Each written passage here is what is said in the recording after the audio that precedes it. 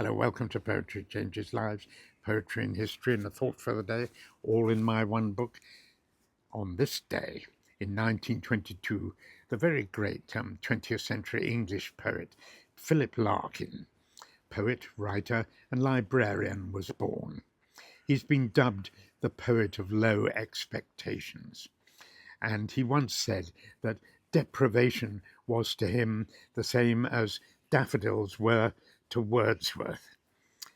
There's quite a lot of humour in his poetry, actually, and it's very downbeat at the same time.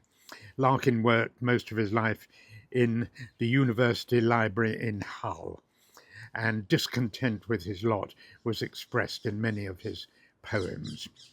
He was a very English poet, very insular in outlook and in what he wrote. He once said, "I wouldn't mind going to China, provided I could come back again the same day."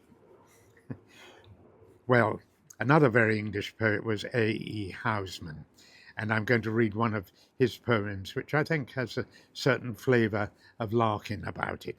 It's called From the Wash. From the wash, my laundress sends my collars home with ravelled ends. I must fit, now these are frayed, my neck with new ones, London made. Homespun collars, homespun hearts, wear to rags in foreign parts. Mine at least as good as done, and I must get a London one. Here's another poem, this one by Thomas Hardy, that I think has a bit of Larkin style to it as well. I'm south of Stoke, aged 60 odd. I've lived without a dame from youth time on, and would to God my dad had done the same. That's a bit rather bitter, actually, but then Larkin was a bit like that too. Today I ask that I may be content with my lot and do my daily work as best I can, even when it's repetitive and boring. Thank you for listening.